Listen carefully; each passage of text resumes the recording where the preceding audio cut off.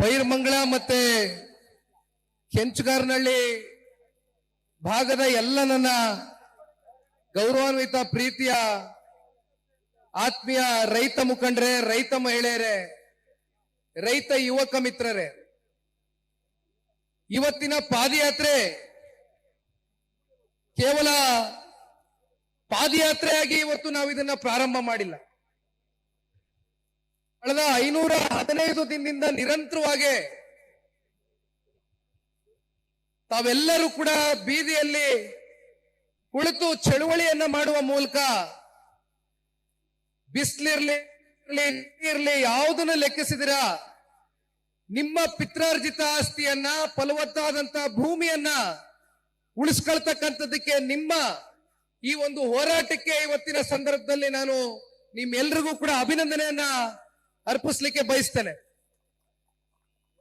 ಇವತ್ತಿನ ಪಾದಯಾತ್ರೆಗೆ ಕರ್ನಾಟಕ ರಾಜ್ಯದ ಮಾಜಿ ಮುಖ್ಯಮಂತ್ರಿಗಳು, ಇಂದಿನ ಕೇಂದ್ರದ ಸಚಿವರು ಸನ್ಮಾನ್ಯ ಕುಮಾರಣ್ಣ ಅವರು ಬಂದು ನಮ್ಮೆಲ್ಲರಿಗೂ ಕೂಡ ಅತಿ ಹೆಚ್ಚು ಶಕ್ತಿಯನ್ನ ತಂದುಕೊಟ್ಟಿದ್ದಾರೆ. ಜೊತೆಯಲ್ಲಿ ವಿರೋಧ ಪಕ್ಷದ ನಾಯಕರಾಗಿರ್ತಕ್ಕಂಥ ಮಾನ್ಯ ಅಶೋಕಣ್ಣ ಅವರು ಕೂಡ ಸುದೀರ್ಘವಾಗಿ ಮಾತನಾಡಿದ್ದಾರೆ. ಅವರು ಕೂಡ ಹಲವಾರು ಬಾರಿ ಈ ಒಂದು ಹೋರಾಟದಲ್ಲಿ ಭಾಗವಹಿಸಿರ್ತಕ್ಕಂಥದ್ದನ್ನ ತಾವೆಲ್ಲರೂ ಕೂಡ ನೋಡಿದ್ದೀರಿ. ಮಾಗಡಿ ಮಂಜಣ್ಣ ಅವರು ಮಾತನಾಡಿದ್ದಾರೆ. ಎಲ್ಲ ನಮ್ಮ ಹಾಲಿ ಮತ್ತೆ ಮಾಜಿ ಶಾಸಕರು ಸಂಪೂರ್ಣ ಇವತ್ತು ಪಕ್ಷ ಮತ್ತೆ ಭಾರತೀಯ ಜನತಾ ಪಾರ್ಟಿಯ ಕಾರ್ಯಕರ್ತ ಬಂಧುಗಳು, ರೈತಾಪಿ ವರ್ಗ ಇವತ್ತು ಬಂದು ಇವತ್ತು ಈ ಭಾಗದಲ್ಲಿ ನಿಂತಿದ್ದಾರೆ ಅಂತಕ್ಕಂಥದ್ದಾದ್ರೆ ಬಹುಶಃ ನನಗೆ ಒಂದು ಅರಿವಾದಂತ ಒಂದು ಸಂದರ್ಭ. ಇತ್ತೀಚೆಗೆ ಬರವೀಕ್ಷಣೆ ಮಾಡೋದಕ್ಕೆ ವಿಜಯಪುರ ಜಿಲ್ಲೆಗೆ, ಬಾಗಲಕೋಟೆ ಜಿಲ್ಲೆಗೆ, ಕಲ್ಯಾಣ ಕರ್ನಾಟಕದ ಅನೇಕ ಜಿಲ್ಲೆಗಳಿಗೆ ಹೋದಾಗ ಅಲ್ಲಿಯೂ ಕೂಡ ಬಿಡದಿ ಭಾಗದ ರೈತರನ್ನ ನೀವು ಉಳಿಸಬೇಕು ಅಂತಕ್ಕಂಥದ್ದು ನಮ್ಮ ರೈತಾಪಿ ವರ್ಗ ರಾಜ್ಯದ ಉದ್ದಗಲಕ್ಕೂ ಕೂಡ ಚರ್ಚೆ ಮಾಡ್ತಾ ಇದ್ದಾರೆ. ಬಹುಶಃ ನಿಮಗೆ ಗೊತ್ತಿದೆ, ಮಾತನಾಡೋದಕ್ಕೆ ಸಾಕಷ್ಟು ವಿಚಾರಗಳಿದೆ. ಆದ್ರೆ ಕುಮಾರಣ್ಣ ಅವರ ಲೋಕಸಭೆಯ ಒಂದು ಸೆಷನ್ ಪ್ರಾರಂಭ ಆಗಿದೆ, ನಡೀತಾ ಇದೆ. ಅವರು ದೆಹಲಿಗೆ ತೆರಳಬೇಕಾಗಿದೆ. ನಾನು ಇಲ್ಲಿ ಒಂದು 2-3 ಅಂಶಗಳನ್ನ ಪ್ರಸ್ತಾಪ ಮಾಡಿ ನನ್ನ ಮಾತಿಗೆ ವಿರಾಮ ಕೊಡ್ತೇನೆ. ಮಾತಾಡೋದಕ್ಕೆ ಹಲವಾರು ವೇದಿಕೆಗಳು ಮುಂದೂ ಕೂಡ ಅವಕಾಶಗಳು ಸಿಗ್ತದೆ. ಇಲ್ಲಿ ಮಾತಿಗಿಂತ ಹೆಚ್ಚಾಗಿ ರೈತರನ್ನ ಉಳಿಸ್ತಕ್ಕಂಥ ಕೆಲಸ ಆಗಬೇಕು. ಆ ಪ್ರಯತ್ನದೊಂದಿಗೆ ನಿರಂತರವಾಗಿ ಸನ್ಮಾನ್ಯ ದೇವೇಗೌಡರು ಸಾಹೇಬರು, ಮಾಜಿ ಪ್ರಧಾನಮಂತ್ರಿಗಳು ಅವರ ಒಂದು ಮಾರ್ಗದರ್ಶನ ನಿರಂತರವಾಗಿ ಏನ್ ನಡೀತಾ ಇದೆ ಕಳೆದ 1-1.5 ವರ್ಷದಲ್ಲಿ ರೈತರ ಪರಿಸ್ಥಿತಿ ಈ ಭಾಗದಲ್ಲಿ ಅಂತಕ್ಕಂಥ ಸಂಪೂರ್ಣ ಮಾಹಿತಿಯನ್ನ ಇವತ್ತು ದೇವೇಗೌಡರು ಸಾಹೇಬರು ಕಲೆ ಹಾಕಿದ್ದಾರೆ. ಬಹುಶಃ ತಾವೆಲ್ಲ ಗಮನಿಸಿರ್ಬೋದು, ದೇವೇಗೌಡರು ಸಾಹೇಬರು ಒಂದು ಕರೆಯನ್ನ ಕೊಟ್ಟರು, ಒಂದು ಪತ್ರಿಕಾಗೋಷ್ಠಿ ಕರೆದು ರಾಜ್ಯ ಸರ್ಕಾರಕ್ಕೆ, ರಾಜ್ಯದ ಮಾನ್ಯ ಮುಖ್ಯಮಂತ್ರಿಗಳಿಗೆ ರೈತರಿಗೆ ಇದೇ ರೀತಿ ಅನ್ಯಾಯ ಮಾಡ್ಕೊಂಡು ಏನಾದ್ರೂ ನೀವು ಅವರ ಭೂಮಿಯನ್ನ ಕಸ್ಕೊಳ್ತಕ್ಕಂಥ ಒಂದು ಪ್ರಯತ್ನಕ್ಕೆ ಇವತ್ತೇನು ಕೈ ಹಾಕಿದ್ದೀರಿ, ನೀವು ಹಿಂದೆ ಸರಿಲಿಲ್ಲ ಅಂತಕ್ಕಂಥದ್ದಾದ್ರೆ ನಾನು ಸತ್ಯಾಗ್ರಹವನ್ನ ಕೂರ್ತೇನೆ ರೈತರಿಗೋಸ್ಕರ ಈ ಇಳಿ ವಯಸ್ಸಲ್ಲಿ ಅಂತಕ್ಕಂಥದ್ದು ಸನ್ಮಾನ್ಯ ದೇವೇಗೌಡರು ಸಾಹೇಬರು ಹೇಳ್ತಾ ಇದ್ದಂತೆ ಮಾರನೇ ದಿನ ತಾವುಗಳೆಲ್ಲ ನೋಡಿದ್ದೀರಿ. ಕರ್ನಾಟಕ ರಾಜ್ಯದ ಮಾನ್ಯ ಮುಖ್ಯಮಂತ್ರಿಗಳು ಪತ್ರಿಕಾಗೋಷ್ಠಿಯನ್ನ ಕರೆಸ್ತಾರೆ. ಪತ್ರಿಕಾಗೋಷ್ಠಿಯಲ್ಲಿ ಸಮಿತಿ ರಚನೆ ಮಾಡ್ತೀನಿ ಅಂತಾರೆ, ಪರಿಶೀಲನಾ ಸಮಿತಿ, ಅದರ ಮೂಲಕ ಒಂದು ವರದಿಯನ್ನ ಕೊಡ್ತೀನಿ ಅಂತ ಹೇಳಿ ಅವತ್ತಿನ ದಿನವೇ ಮಿಕ್ಕಂತ 4 ಹಳ್ಳಿಗಳ ಅಂತಿಮ ಅಧಿಸೂಚನೆಯನ್ನ ಹೊರಡಿಸಿದ್ದು ನೋಡಿದ್ದೀರಿ. ಅಂದ್ರೆ ರಾಜ್ಯ ಸರ್ಕಾರ ಹಾಗೂ ರಾಜ್ಯದ ಮುಖ್ಯಮಂತ್ರಿಗಳ ದ್ವಂದ್ವ ಮನಸ್ಥಿತಿ, ದ್ವಂದ್ವ ನೀತಿಗಳು ಯಾವ ರೀತಿ ಇದೆ ಅಂತಕ್ಕಂಥದ್ದು ಬಹುಶಃ ಇದಕ್ಕಿಂತ ಸ್ಪಷ್ಟವಾದಂತ ಒಂದು ಉದಾಹರಣೆ ನಮ್ಮ ಕಣ್ಣು ಮುಂದೆ ಕಾಣ್ಲಿಕ್ಕೆ ಸಾಧ್ಯ ಇಲ್ಲ. ಕಳೆದ 3-4 ವಾರದಿಂದ ಸಮಿತಿ ರಚನೆ ಮಾಡಕ್ ಆಗ್ಲಿಲ್ಲ. ಯಾವಾಗ ಪಾದಯಾತ್ರೆ ದಿನಾಂಕ ಘೋಷಣೆ ಆಯ್ತು, ಯಾವಾಗ ಫ್ರೀಡಂ ಪಾರ್ಕ್ ವರೆಗೂ ರೈತರು ರೊಚ್ಚಿಗೆದ್ದಿದ್ದಾರೆ, ಯಾವಾಗ ಈ ಭಾಗದ 4 ಜನ ಶಾಸಕರು, ವಿಶೇಷವಾಗಿ ಈ ವಿಧಾನಸಭಾ ಕ್ಷೇತ್ರದ ಶಾಸಕರು ಮಂಜಣ್ಣ ಅವರು ಹೇಳಿದಂಗೆ ಮಂತ್ರಿಗಳಾಗಿದ್ದಾರೆ, ಇವತ್ತು ನಾವು ಅದಕ್ಕೆ ಸ್ವಾಗತ ಮಾಡ್ತೇವೆ. ಅವ್ರಿಗೆ ಅವಕಾಶ ಸಿಕ್ಕಿದ ಒಳ್ಳೆ ಕೆಲಸ ಮಾಡಿ. ಆದರೆ ಇಲ್ಲಿಯವರೆಗೂ ಕೂಡ 500ಕ್ಕೂ ಹೆಚ್ಚು ದಿನಗಳ ಕಾಲ ರೈತಾಪಿ ವರ್ಗ ಬೀದಿಲಿ ಕೂತಿದೆ, ನೋವಲ್ಲಿದ್ದಾರೆ, ಸಂಕಷ್ಟದಲ್ಲಿದ್ದಾರೆ. ಒಬ್ಬರಾದ್ರೂ ಬಂದು ಅವ್ರ ಸಂಕಷ್ಟವನ್ನ ಆಲಿಸ್ತಕ್ಕಂಥ ಪ್ರಯತ್ನ ಮಾಡಿದ್ರ?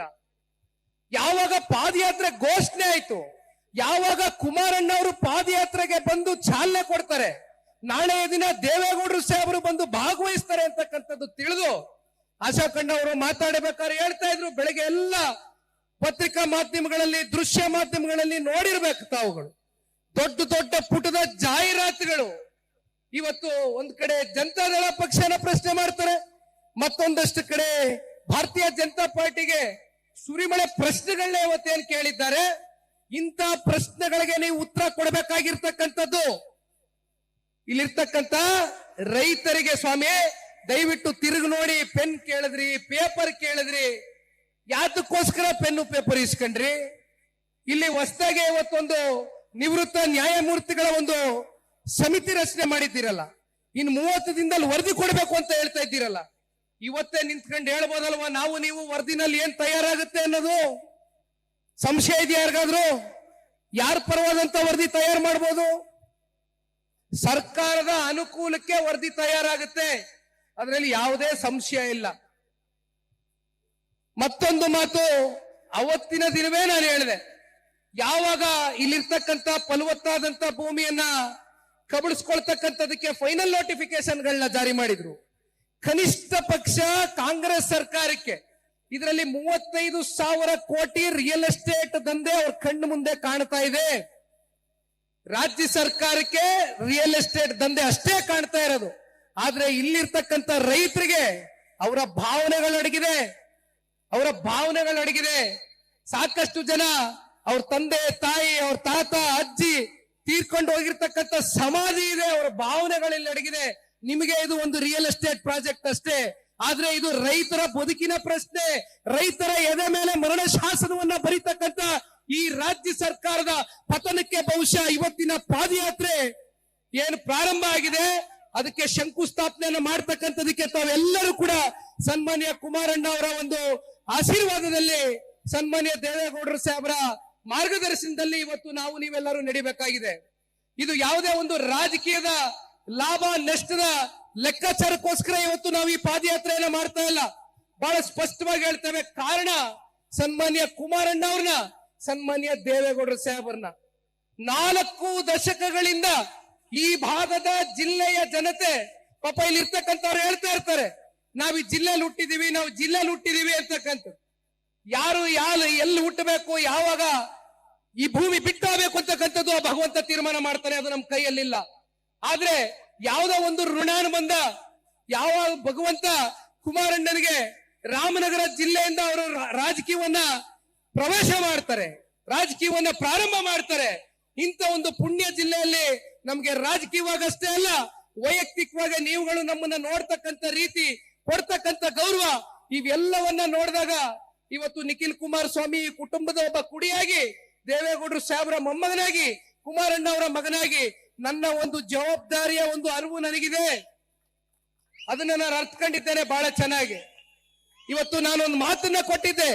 ಕುಮಾರಣ್ಣ ಅವರು ನನಗೆ ಮೊದಲನೇ ದಿನಾನೇ ಹೇಳಿದ್ರು, ಹೆಚ್ಚು ಕಮ್ಮಿ ಕುಮಾರಣ್ಣ ಅವರು ಕಳೆದ ವರ್ಷ ಜೂನ್ ತಿಂಗಳಲ್ಲಿ ಇಲ್ಲಿ ಬಂದಿದ್ದು ಮೊದಲು. ಅದಾದ 1 ತಿಂಗಳ ನಂತರ ನಾನು ಬಂದೆ. ಹಲವಾರು ಬಾರಿ ಬಂದಿದ್ದೇವೆ, ಹಲವಾರು ಬಾರಿ. ಹೆಚ್ಚು ಕಮ್ಮಿ ನಾವು 11 ಕಿಲೋಮೀಟರ್ ಬೈರಮಂಗಲದಲ್ಲಿ ಒಂದು ಪಾದಯಾತ್ರೆಯನ್ನ ಮಾಡಿದ್ದೇವೆ. ವಾಸ್ತವ ಸ್ಥಿತಿಯನ್ನ ಅರ್ಥಕೊಳ್ಳೋಣ, ನಡೀರಿ ಮಂಜಣ್ಣ ಹೋಗೋಣ. ಏನಿದೆ ವಾಸ್ತವ ಸ್ಥಿತಿ ಅಂತಕ್ಕಂಥದ್ದು? ಹೆಚ್ಚು ಕಮ್ಮಿ 6 ಲಕ್ಷ ಲೀಟರ್ ಬೆಂಗಳೂರಿಗೆ ಇವತ್ತು ಹಾಲನ್ನ ಸರಬರಾಜು ಮಾಡ್ತಾ ಇದ್ದೀರಿ. ರೇಷ್ಮೆ ಬೆಳಿತೀರಿ, ತೆಂಗಿದೆ, ಮಾವಿದೆ. 10 ಲಕ್ಷಕ್ಕೂ ಹೆಚ್ಚು ಗಿಡ ಮರಗಳ ಮಾರಣ ಹೋಮವನ್ನ ಇವತ್ತು ಮಾಡ್ತಕ್ಕಂಥದಕ್ಕೆ ಸರ್ಕಾರ ಪ್ರಯತ್ನ ಪಡ್ತಾ ಇದೆ. ಇಂಥ ಸಂದರ್ಭದಲ್ಲಿ ನಾನು ಪಾದಯಾತ್ರೆಯನ್ನ ಮಾಡಿದ ಕೊನೆಯ ಗ್ರಾಮ ಹೊಸೂರು ಗ್ರಾಮದಲ್ಲಿ ನಿಂತು ಮಾತನಾಡಬೇಕಾದ್ರೆ ಒಂದು ಮಾತನ್ನ ಕೊಟ್ಟೆ. ಅದು ಕುಮಾರಣ್ಣ ಅವರು ನನಗೊಂದು ಮಾತನ್ನ ಹೇಳಿದ್ರು, ನೋಡಪ್ಪ ಅಲ್ಲಿ ಇರ್ತಕ್ಕಂಥ ರೈತರಿಗೆ ನನ್ನ ಪರವಾಗಿ ನೀನು ಒಂದು ವಿಚಾರವನ್ನ ಮುಟ್ಸಿ ಬಾ ಅಂತ ಹೇಳಿದಂತ ವಿಚಾರ, ಕಾನೂನಿನ ಹೋರಾಟಕ್ಕೆ ಯಾವುದೇ ನೀವು ತೊಂದರೆ ತಗೊಳಕ್ ಹೋಗಬೇಡಿ, ನಿಮ್ಮ ಜೊತೆಯಲ್ಲಿ ನಾವು ಬಿಗಿಯಾಗಿ ನಿಲ್ತೇವೆ ಅಂತಕ್ಕಂಥದನ್ನ ಕುಮಾರಣ್ಣ ಅವರು ಕೊಟ್ಟಂತ ನನಗೆ ಆ ಒಂದು ಮಾತೇನಿತ್ತು, ಅದನ್ನ ನನ್ನ ಮೂಲಕ ನಿಮ್ಮೆಲ್ಲರಿಗೂ ಕೂಡ ಒಂದು ಮಾತನ್ನ ಹೊಸೂರು ಗ್ರಾಮದಲ್ಲಿ, ನಾನು ಕಡೆಯ ಗ್ರಾಮದಲ್ಲಿ ಭಾಷಣ ಮಾಡಿದಾಗ ಹೇಳಿದೆ. ಅಲ್ಲಿರ್ತಕ್ಕಂಥವ್ರು ಬಹುಶಃ ಹೊಸೂರು ಗ್ರಾಮದಲ್ಲಿ ಅತ್ಯಂತ ಹಿರಿಯಕರು, ದೇವೇಗೌಡರು ಸಾಹೇಬರ ಸಮಕಾಲನವರು. ಅವರ ಮಗ ಯೋಗಿ ಅಂತ ಅನ್ಕೊಳ್ತೇನೆ, ಅವರು ಬಹುಶಃ ದಾಳಪ್ಪ ಅವರ ಮಗ. ದಾಳಪ್ಪನವ್ರನ್ನ ನಾನು ಭಾಷಣ ಮಾಡಿದ ನಂತರ ಹೋಗಿ ಅವ್ರನ್ನ ಭೇಟಿ ಮಾಡಿದಂತ ಸಂದರ್ಭದಲ್ಲಿ ಅವರು ಒಂದೇ ಮಾತನ್ನ ಹೇಳಿದ್ರು, ದೇವೇಗೌಡರು ಸಾಹೇಬರು ಇಲ್ಲಿ ಬಂದು ಮುದ್ದೆಯನ್ನ ಉಂಡಿದ್ದಾರೆ, ಹಿಟ್ಟನ್ನ ಉಂಡಿದ್ದಾರೆ, ಉಪ್ಸಾರನ್ನ ಸೌದಿದ್ದಾರೆ. ಅಂತ ಒಬ್ಬ ಪುಣ್ಯಾತ್ಮನಿಗೆ ಒಂದು ಮಾತನ್ನ ಹೇಳಪ್ಪ, ದಯವಿಟ್ಟು ಈ ಭಾಗದ ರೈತರನ್ನ ಉಳಿಸ್ಬೇಕು, ಈ ರೈತರನ್ನ ಉಳಿಸ್ತಕ್ಕಂಥದಕ್ಕೆ ಯಾರಾದ್ರೂ ಒಂದು ದಿಟ್ಟವಾದಂತ ಹೆಜ್ಜೆಯನ್ನು ಇಡ್ತಕ್ಕಂಥ ನಾಯಕ ನಮ್ಮ ಕನ್ನಡ ನಾಡಿನಲ್ಲಿ, ಈ ಭಾರತ ದೇಶದಲ್ಲಿದ್ರೆ ಅದು ಸನ್ಮಾನ್ಯ ದೇವೇಗೌಡರು ಸಾಹೇಬ್ರು ಅಂತಕ್ಕಂಥ ಆ ಹಿರಿಜೀವಿ ಹೇಳಿದಂತ ಮಾತು ಇವತ್ತಿಗೂ ಕೂಡ ನನ್ನ ಹೃದಯದಲ್ಲಿ ನಾಟ್ಕೊಂಡಿದೆ. ಹಾಗಾಗಿ ದಯವಿಟ್ಟು ನೀವು ಯಾರು ಧೃತಿಗೆಡಬೇಡಿ. ನಾನು ಇನ್ನೇನು ಹೆಚ್ಚಿಗೆ ಮಾತಾಡಲ್ಲ, ಮಾತಾಡಕ್ಕೆ ಇನ್ನೂ ಹಲವಾರು ವಿಚಾರಗಳಿದೆ. ಬೇಡ, ದೊಡ್ಡವರಿದ್ದಾರೆ, ಕುಮಾರಣ್ಣ ಅವರಿದ್ದಾರೆ, ಕುಮಾರಣ್ಣ ಅವರ ಮಾತುಗಳನ್ನ ಕೇಳಿ ಇಲ್ಲಿಂದ ಮತ್ತೆ ಅವರು ಡೆಲ್ಲಿಗೆ ಹೋಗ್ಬೇಕಾಗ್ತದೆ. ದಯಮಾಡಿ ನಾನು ಕೊನೆಯದಾಗಿ ಹೇಳ್ತಕ್ಕಂಥದ್ದಿಷ್ಟೇ, ಇವತ್ತೇನು 3 ದಿನಗಳ ಕಾಲ ನೀವೆಲ್ಲರೂ ಕೂಡ ತಯಾರಾಗಿ ಬಂದಿದ್ದೀರಿ, ರೈತರ ಪರವಾಗಿ ನಿಲ್ಬೇಕು ಅಂತಕ್ಕಂಥದ್ದು. ರೈತರ ಮಕ್ಕಳು, ರೈತರ ಅಸ್ತಿತ್ವದ ಒಂದು ಪ್ರಶ್ನೆ ಎದುರಾದಂತಹ ಸಂದರ್ಭದಲ್ಲಿ ನೀವೆಲ್ಲರೂ ಕೂಡ ಹಲವಾರು ಜಿಲ್ಲೆಗಳಿಂದ ಇವತ್ತು ಬಂದಿದ್ದೀರಿ ರೈತರ ಮಕ್ಕಳು. ಹಾಗಾಗಿ ನಮ್ಮ ಜೊತೆಯಲ್ಲಿ ನಿಂತು 3 ದಿನಗಳ ಕಾಲ ಕೊನೆಯವರೆಗೂ ಕೂಡ, ಯಾಕೆಂದ್ರೆ ನಮಗೆ ಸಾಕಷ್ಟು ಸವಾಲುಗಳು ಎದುರಾಗ್ತಾ ಇದೆ. ನಾನು ಎಲ್ಲವೂ ಕೂಡ ಇವತ್ತು ಬಹಿರಂಗವಾಗಿ ಹೇಳಕ್ಕಾಗೋದಿಲ್ಲ, ಅದು ಸನ್ಮಾನ್ಯ ಕುಮಾರಣ್ಣ ಅವ್ರಿಗೆ ಗೊತ್ತಿದೆ, ಅಶೋಕಣ್ಣ ಅವ್ರಿಗೆ ಗೊತ್ತಿದೆ. ಇರ್ಲಿ, ಈ ಸವಾಲಿನ ಮಧ್ಯೆ ನಮ್ಮ ನಿಲುವು ಬಹಳ ಸ್ಪಷ್ಟ ಇದೆ. ರೈತರ ಅವರ ಭೂಮಿಯನ್ನ ಉಳಿಸ್ಕೊಡೋವರೆಗೂ, ಕೊನೆಯ ಉಸಿರಿರೋವರೆಗೂ ಕೂಡ ಸನ್ಮಾನ್ಯ ದೇವೇಗೌಡರ ಸಾಹೇಬರ ಕುಟುಂಬ ರೈತರ ಜೊತೆಯಲ್ಲಿ ಅತ್ಯಂತ ಬಿಗಿಯಾಗಿ ನಿಲ್ತೇವೆ. ಜೊತೆಯಲ್ಲಿ ಯಾವ ಒಬ್ಬ ರೈತ, ಕಟ್ಟ ಕಡೆಯ ರೈತನಿಗೆ ಅನ್ಯಾಯ ಆಗ್ತಾ ಇದೆ ಅಂತಕ್ಕಂಥದ್ದು ಕೇಳಿದಂತ ಸಂದರ್ಭದಲ್ಲಿ, ಅದು ಒಬ್ಬ ಇರ್ಲಿ ಇಬ್ಬ ಇರ್ಲಿ, ನಿಮ್ಮ ಜೊತೆಯಲ್ಲಿ ನಿಂತ್ಕೊಳ್ತಕ್ಕಂಥ ಪ್ರಾಮಾಣಿಕ ಕೆಲಸವನ್ನ ಮಾಡ್ತೇವೆ ಅಂತ ಹೇಳ್ತಾ, ಕೊನೆಯದಾಗಿ ನಿನ್ನೆ ದಿನ ನೀವು ನೋಡಿರ್ಬೋದು ಒಂದಷ್ಟು ಟಿವಿ ಮಾಧ್ಯಮಗಳಲ್ಲಿ ಎಷ್ಟೋ 117 ಕೋಟಿ GPDA ಇಂದ ಹಣ ಈಗಾಗಲೇ ತಗೊಂಡ್ಬಿಟ್ಟಿದ್ದಾರೆ ರೈತರು ಅಂತ. ಎಷ್ಟು ಫೈನಲ್ ನೋಟಿಫಿಕೇಶನ್? 5,500 ಎಕರೆ, 5,500 ಎಕರೆಗೆ ಕನಿಷ್ಠ ಪಕ್ಷ 2,000 ಜನ ರೈತರು. 1 ಎಕರೆಗೆ ಎಷ್ಟು ನಿಗದಿ ಮಾಡಿದಿರಿ ಬೆಲೆ? 2 ಕೋಟಿನ, 2.25 ಕೋಟಿನ? ಎಷ್ಟಾಯ್ತಪ್ಪ? 50 ಜನ ರೈತರಷ್ಟೇ ಇವತ್ತು ನೀವೇನಾದ್ರೂ ಹೇಳ್ತಾ ಇದ್ದೀರಲ್ಲ GPDಯಲ್ಲಿ ಕಾಂಪನ್ಸೇಷನ್ ಹಣ ತಗೊಂಡಿದ್ದಾರೆ ಅಂತ. 2,000 ರೈತರಲ್ಲಿ, ಅಂದ್ರೆ 5,500 ಎಕರೆಗೆ ನಾನು ಹೇಳ್ತಾ ಇರೋದು, ಕೇವಲ 50 ಜನ ರೈತರಲ್ವ ತಗೊಂಡಿರೋದು ಹಣ? ಮಿಕ್ಕಂತವ್ರು ತಗೊಂಡಿದಾರ? ಆಯ್ತು, ನೀವು ಇವತ್ತು ಹಣ ಕೊಡ್ತೀರಿ ಅನ್ನೋದಾದ್ರೆ ಎಕರೆಗೆ 2 ಕೋಟಿ ನೀವೇ ನಿಗದಿ ಮಾಡಿದ್ದೀರಿ. ನಿಮ್ಮ ಖಾತೆಯಲ್ಲಿ ದುಡ್ಡಿದೆಯಾ? 5,500 ಕೋಟಿಗೆ 11,000 ಕೋಟಿ, 5,500 ಎಕರೆಗೆ 11,000 ಕೋಟಿ ಇವತ್ತು ನಿಮ್ಮಲ್ಲಿ ದುಡ್ಡಿರ್ಬೇಕು ನಿಮ್ಮ ಖಾತೆನಲ್ಲಿ. ತೋರಿಸಿ ದಯವಿಟ್ಟು, ಅದನ್ನ ಬಹಿರಂಗಪಡಿಸಿ. ಅದನ್ನ ಆಗುತ್ತಾ ನಿಮ್ಮ ಕೈಲಿ, ಸರ್ಕಾರದ ಕೈಲಿ? ಬೇಡ, ನಾನು ಮಾತನಾಡ್ತಕ್ಕಂಥದ್ದು ಇನ್ನೂ ವಿಚಾರಗಳಿದೆ, ನಾಳೆಯೂ ಮಾತನಾಡ್ತೇನೆ. ಮಾನ್ಯ ದೇವೇಗೌಡರು ಸಾಹೇಬರು ಬರ್ತಾರೆ, ಕುಮಾರಣ್ಣ ಅವರಿಗೆ. ನ್ಯೂಸ್ ಫಸ್ಟ್, ನಿರ್ಭೀತಿಯಿಂದ ನಿಮ್ಮ ಪರವಾಗಿ.